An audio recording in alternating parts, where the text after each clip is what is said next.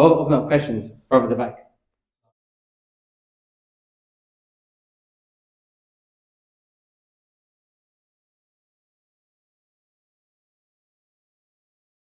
It's a very, very fair question. Just before I answer the question, I just want to touch on what you were saying.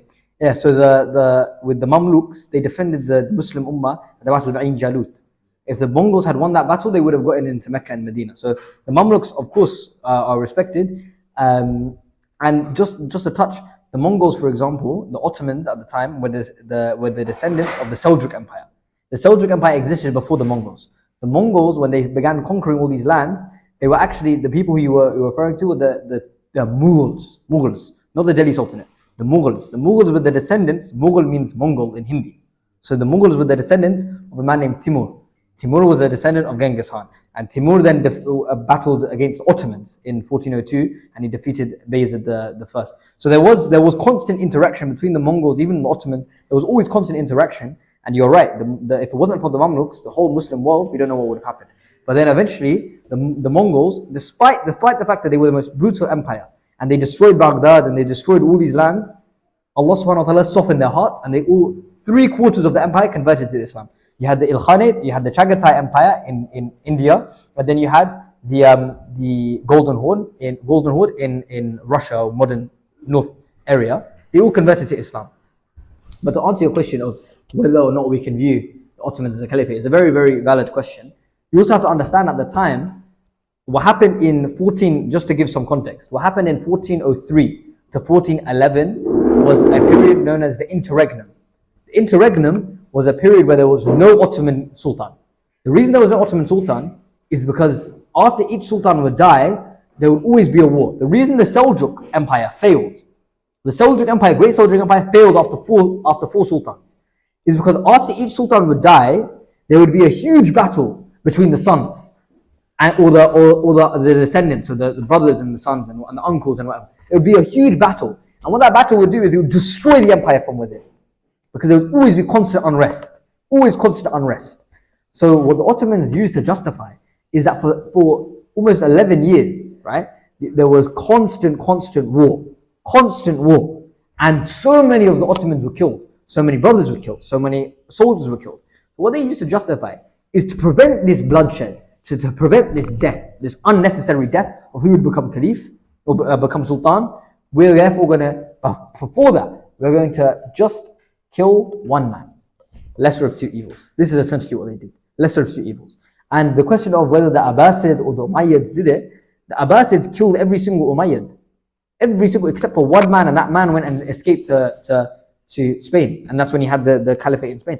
But the Abbasid, there was bloodshed on the Umayyads. The Umayyads were not free of bloodshed. If we want to talk about killing brothers, it was under Yazid, which was the Umayyad dynasty, that you had the disaster of Karbala. So the killing of individuals and the killing of people does not absolve an empire, from my understanding at least, of holding the position of caliphate. What it does is it means you can criticize them, and we are able to criticize the Ottomans because what they used is they used at that time a scholar to justify. Okay. At that time, they of course used a scholar to justify that killing, and they used a Quranic ayah to what good is a state, or to what good is a brother for a state. Twisted it, they made it into a way, and they justified it. But just as they are able to justify so many things, they justify that. So I hope that answers your question. Why we don't absolve the Ottomans of a caliphate, but we are able to criticize and view them in a retrospective way. You get what I'm saying? No worries. We have a question from the back.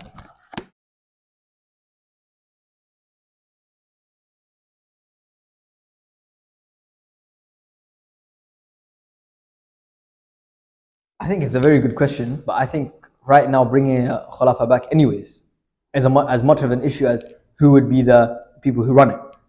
I think those are questions where, if you look at it in a historical narrative, to be honest, in my opinion, as much as fratricide was the worst system at that time, right? It was the only system where the Ottomans were able to thrive. If we look at it very, very frankly, very honestly, right?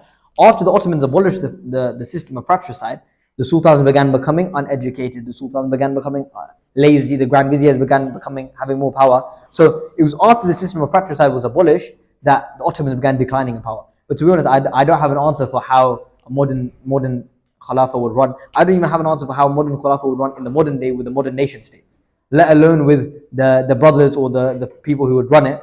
And I don't think a dynasty is the appropriate way to run a Khilafah anyways. Is if we're going according to the hadith and how the Prophet Muhammad had run a state, it wouldn't be that my son would become the Caliph if I was Caliph.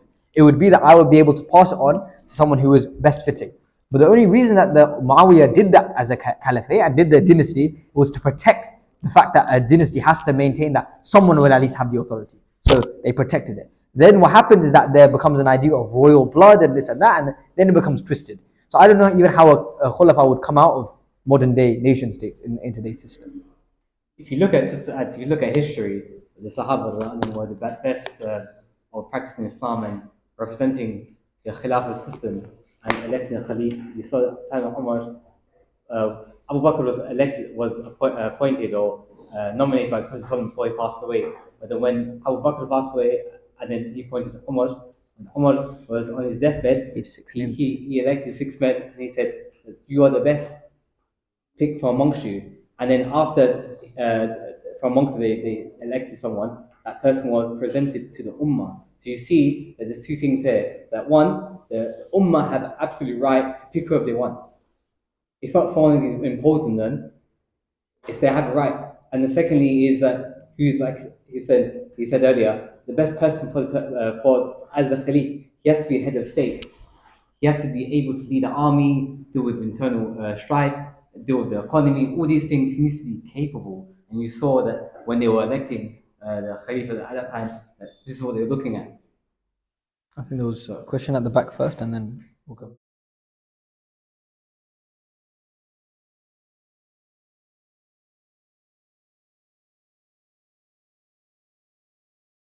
But also to contribute as well, in the modern system, if back then, even at the Sahaba's time, there was confusion. Look at today, there's confusion of what happened after the Prophet Muhammad's death, right? Of who was supposed to be Caliph. And then you had the whole Sunni Shia split, right? Because of that. If in modern day, with just the use of AI and the use of all these messages and all these different things, no one can be safe of becoming Caliph, right? Because just with the use of AI, they could generate everything, and then that person might not be fitting, and then that person might not be fitting, and then, oh, this conversation happened where I was declared Caliph. And so if back then there was issues, at the simplest of times, I wonder how many issues you have in modern day. That's why I think there's so many issues with establishing a Khulafah at this stage. I think you had one, yes, no.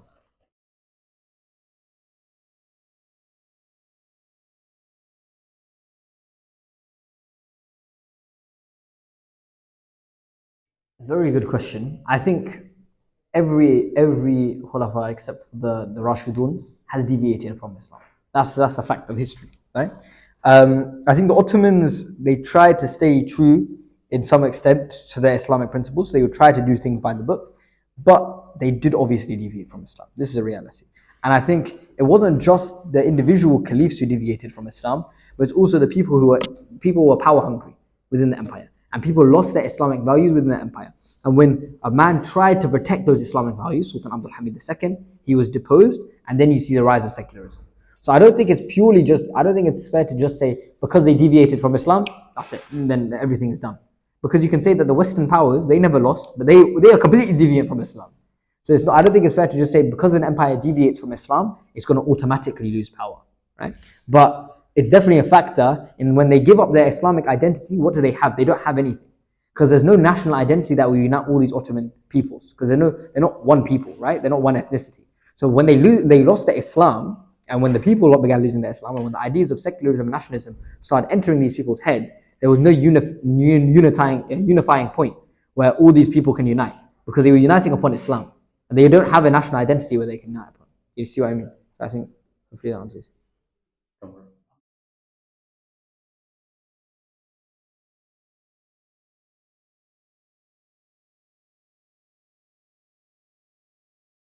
I think even if it was easy, there was still issues. Right? It wasn't as clean sailing as, because I'm Sunni, right? And oftentimes when you take a Sunni perspective, you say, oh no, it was Abu Bakr, it was easy. But there was questions of Ali radiallahu anhu succession, and Umar radiallahu anhu's succession, and Uthman radiallahu anhu's succession, of who was going to be Khalif and how was going to be Khalif. Because even amongst those 10 rightly guided people, or the 10 people who were promised Jannah, right? There was a question, oh, this person is more fitting of leadership. Because then maybe it's not about just, because within leadership and within just being a caliph, it's not just about your righteousness. Because at that point, that caliph was the ultimate symbol of authority. So it's about their ability to lead. That's why ultimately someone like Muawiyah became caliph later on. Not because of his righteousness, because there's other Muslims who were probably more righteous than him. I'm not trying to question his righteousness, I'm just saying. So there's people who are probably more righteous than him that didn't become caliph, but it's about his ability to lead. That's why I agree with you, in today's society it's virtually impossible to pick someone who's fully righteously guided, because there's so much stuff that comes out about people later on, right? Now, that's why I don't think as a Muslim it's just simple to say this person is the best person ever, so they should become caliph. It's about someone who in a modern sense is very, very difficult. Maybe someone who is more politically active, maybe someone who's more of a natural leader. But back then you had Abu Bakr radiallahu anhu, Umar, Uthman, Ali radiallahu anhu, that they were so fitting automatically of becoming caliphs that you were spoilt for choice. Whereas today, in modern day, you don't know. So I think I agree with you, but also I don't think it was as simple as just, oh, this person's out of the 10 they can be in. Yeah? Was there any more questions, brothers?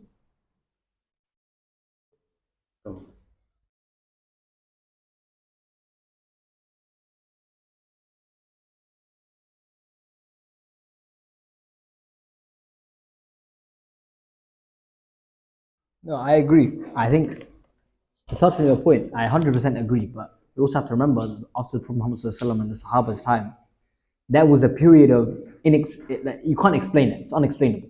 It's inexplainable. How the Muslim Ummah went from that small tribe into taking over the entire world. But we can't just say, oh, they didn't have technology, but they were still able to take over the land, because they had the brains that the Roman empires didn't have. And the Romans were on their decline, the Sassanids were on the decline. So if we look at it purely in a historical narrative, even if we look at it objectively, it's virtually impossible to try and explain how that happened. Because even with the best military minds, they had less men and less technology. However, when we're looking at the Ottoman period and the Ottoman time, we can try and justify, because it's not like they were the Sahaba or the people directly of the Prophet. You know what I mean? So the Western world just blew them out of the water. Because the Western world didn't simply just, it wasn't, at the time of the Prophet Muhammad's time, everyone who was in the early Muslims, they were Muslim and Muslim, khalas. That was it. It was pure Islam. Whereas in the Ottomans, there were spies everywhere. Spies everywhere. British spies, French spies, picking up on their military tactics. Russian spies, picking up on their military tactics and going back and reporting. The Ottomans didn't have anything, they couldn't do anything. And the Ottomans began then taking debt, and then began taking this and that and whatever. And also we have to understand and acknowledge, the Muslim armies, when they took over this land of the Roman Empire and the Byzantine and the Sassanid Empire and all these different lands, they adopted the technology to take further lands. They didn't just completely just neglect all the technology that was in front of them. They adopted this technology, they adopted the infrastructure, they adopted the new weaponry and all this stuff, different things. And the Ottomans' failure to adopt it, because the Ottomans' early conquests also can't be explained. How did they conquer so much land so quickly? But it's also the fact that when they failed to adopt it later on, that's what cost them, not their initial failure. Do you see what I mean? Yeah. Inshallah. I think the brother here had a question as well.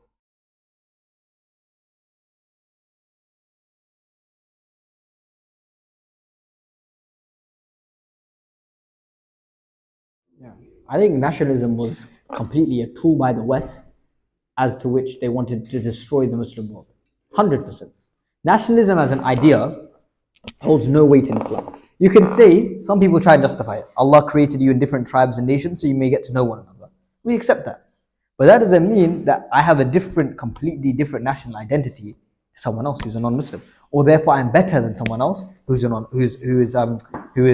from a different area, right? What happens with nationalism? What happens with nationalism in the modern day is that people get so caught up in their own issues, they lose the major goal. For example, Palestine, what's happening in Gaza right now, right? Our own national identities is what's costing us in uniting and to help in Palestine. You ask any person, whether they be Saudi or Bangladeshi or Yemeni or Somali or Egyptian or this or that or whatever, and you ask them, why is your country not helping? Brother, our country's got so many our own issues. Egypt, we can't let the Palestinians in because we have so many of our own issues. Syria, we can't let the Palestinians in, we can't help the Palestinians because we've got our own issues. Bangladesh, we just got rid of Sheikh Hasina, we can't take. So we come up with all these excuses, national excuses. Our own national identity is what's costing us, right?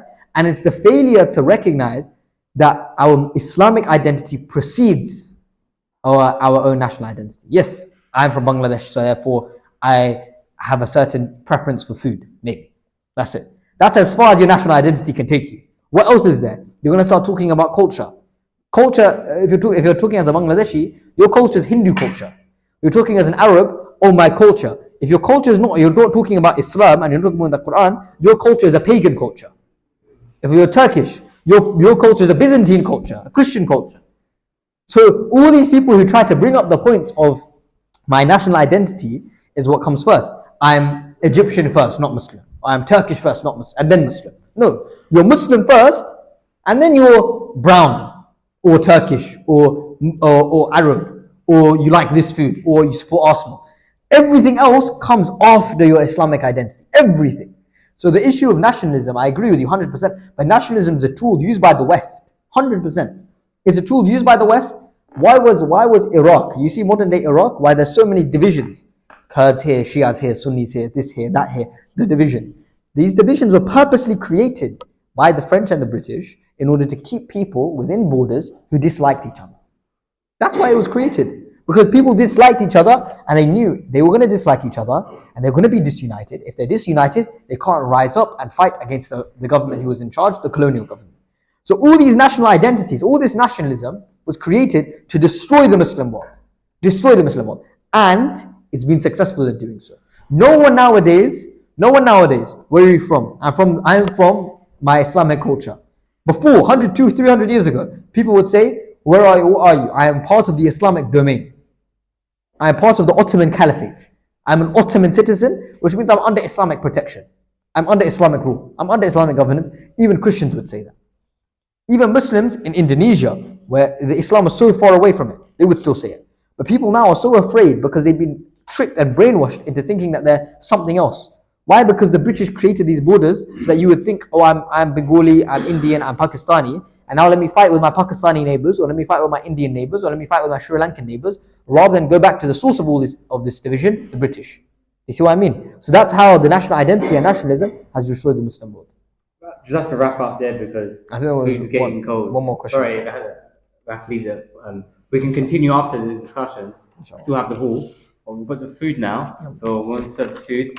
And we're going to pray Isha after we eat food, so stick around as well. But just before, we also, our event is monthly. So every month, please come back, bring your family members down as well.